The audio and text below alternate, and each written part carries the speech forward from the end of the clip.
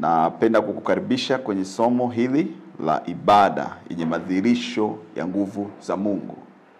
Rafiki yangu, natamani tusome kwenye kitabu cha Zaburi sura ya 95, kitabu kinachozungumza kwa habari ya ibada. Biblia inasema, "Njooni tumwimbie Bwana, tumfanyie shangwe, mwamba wa wokovu wetu.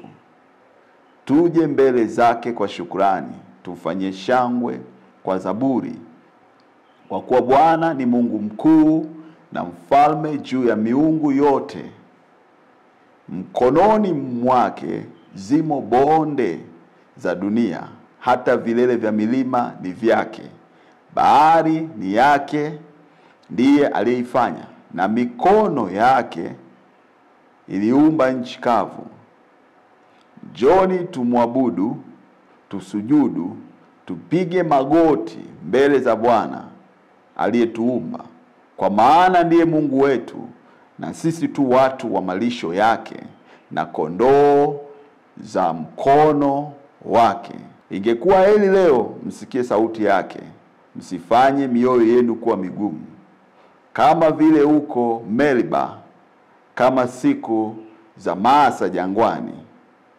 Meriba au Masa, Meriba, Masa, sehemu ambako Mungu alionekana akatoa maji kwenye mwamba. "Hapo aliponijaribu baba yenu, wakanipima, wakayaona matendo yangu." Bwana Yesu asifiwe. Ibada yenye madhihirisho ya nguvu za Mungu. Mara zote nimekuwa na ushawishi ndani ya moyo wangu kulizungumza hili kwa mwabudu. Kisoma vizuri, ni wazi kwamba mwanadamu aliumbwa, akawekewa nafasi ya ibada ndani yake, akawekewa nafasi ya kumwabudu Mungu, akawekewa nafasi ya ushirika na Mungu kwa ibada.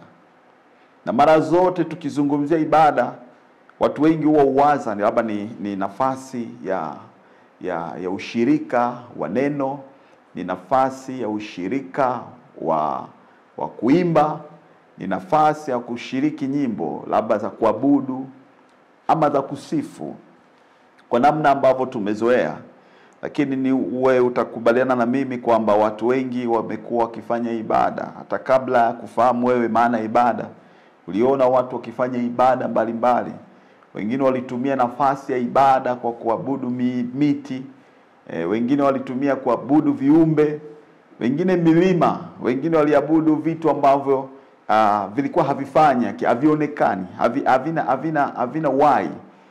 Lakini Mungu ametupa nafasi nzuri sana sisi kama wanadamu, akatupa muda mzuri wa sisi kuwa na ushirika na yeye, akatupa fursa binafsi na sisi kusimama na kuabudu na yeye, kuwa na ushirika na yeye.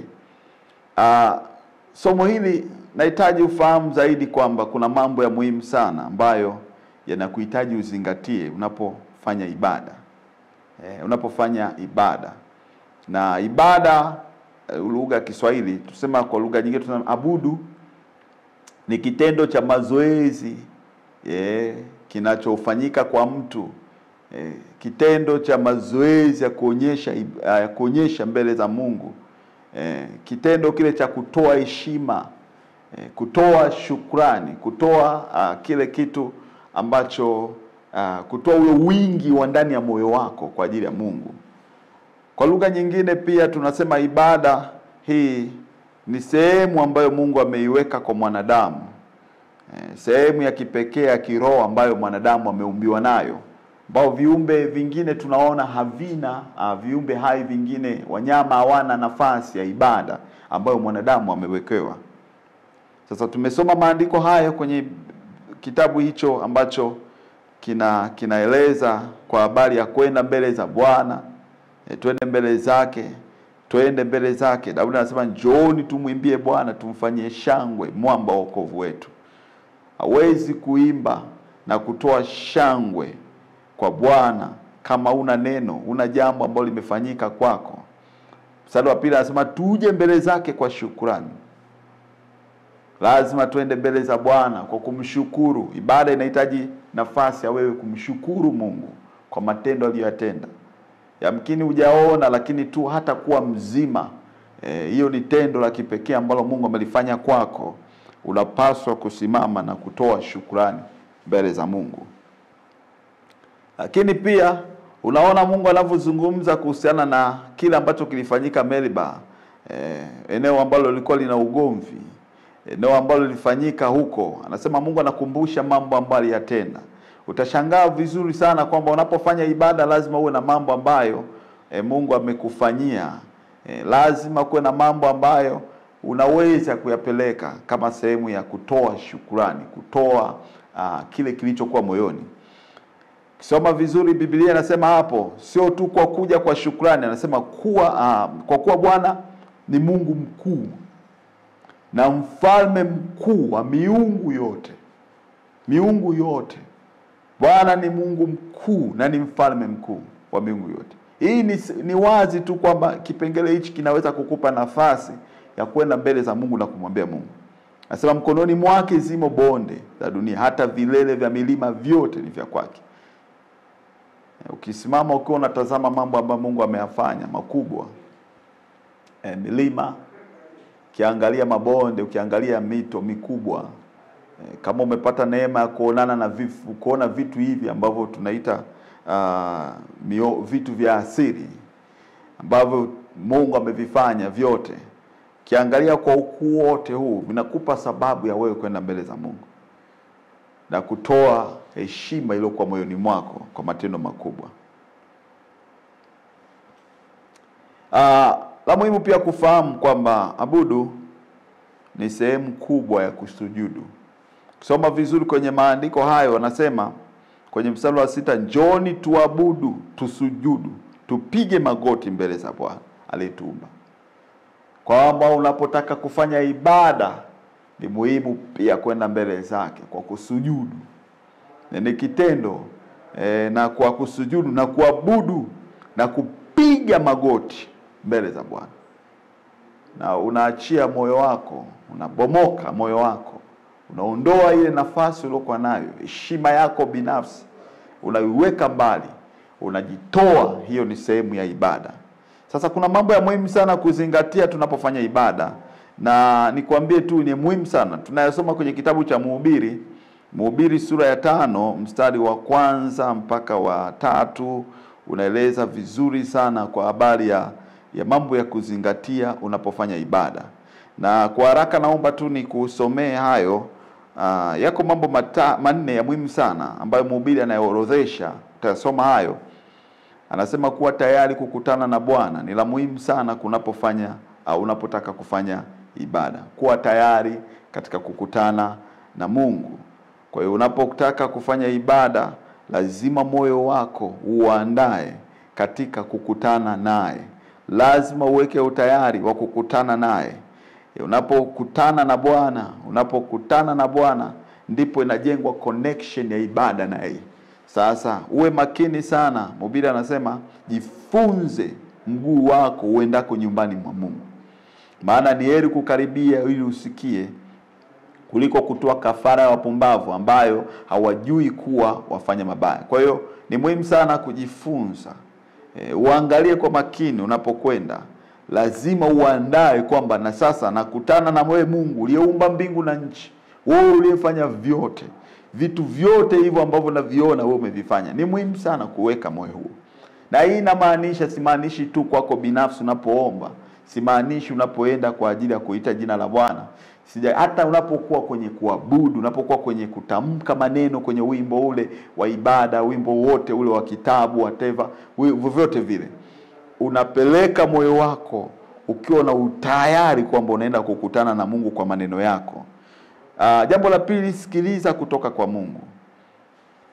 Ni muhimu sana unapokwenda kuwa na connection na Mungu, kusikiliza kutoka. Jamani, mawasiliano yanahitaji baina ya watu wawili. Unapokwenda mahali mnazungumza, lazima kuwe na pande mbili. Kwa tunapoenda mbele za Mungu ukiwa na matazamio ya kukutana na yeye Mungu, tengeneza moyo wako kusikia kutoka kwake. Anasema kwenye mstari huo B, anasema mstari, usiseme neno maneno ya ujinga kinywani mwako, wala moyo wako usio haraka kunena mbele za Mungu. Kwa maana Mungu yuko mbinguni na wewe uko chini. Kwa hiyo maneno yako yawe machache.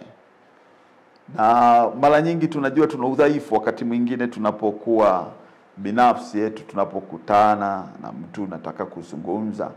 Lakini tofauti tunapokutana na Mungu.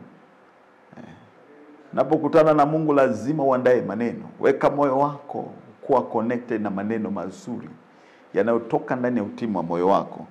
Kwa hiyo ni mambo ya muhimu sana. Jambo la 3, nyenyekea mbele za Mungu. Hii tunaiona kwa watu wengi ambao wanatengeneza ibada na wanakutana na Mungu. Jambo kubwa Mungu anataka ni unyenyekevu. Ndio maana hata tumesoma kwenye Zaburi anasema tuje mbele zake, tusujudu, tupige magoti. Ni muhimu sana kwenda mbele za Mungu kwa unyenyekevu. Lazima unyenyekee. Unaondoa nafasi uliyokuwa nayo, unaondoa heshima uliyokuwa nayo.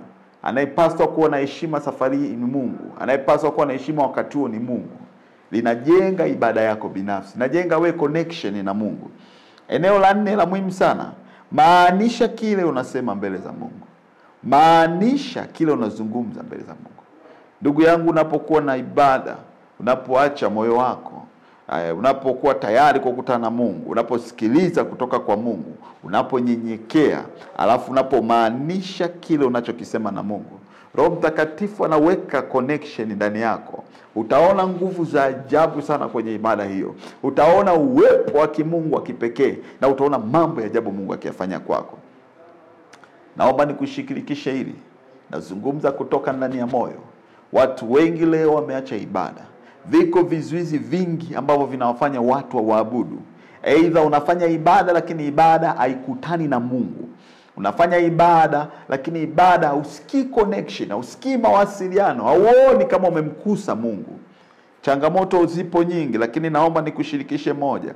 Mazingira yanayokuzunguka, shetani anatumia vitu vya kawaida kukutoa au kukutweka mbali na ibada. Na hii ni kuambia hata kama nafasi uliyokuwa nayo inaweza kukutoa kwenye unyenyekevu wako mbele za Bwana. Mazingira yanaweza kukufanya usiwe na muda wa ibada.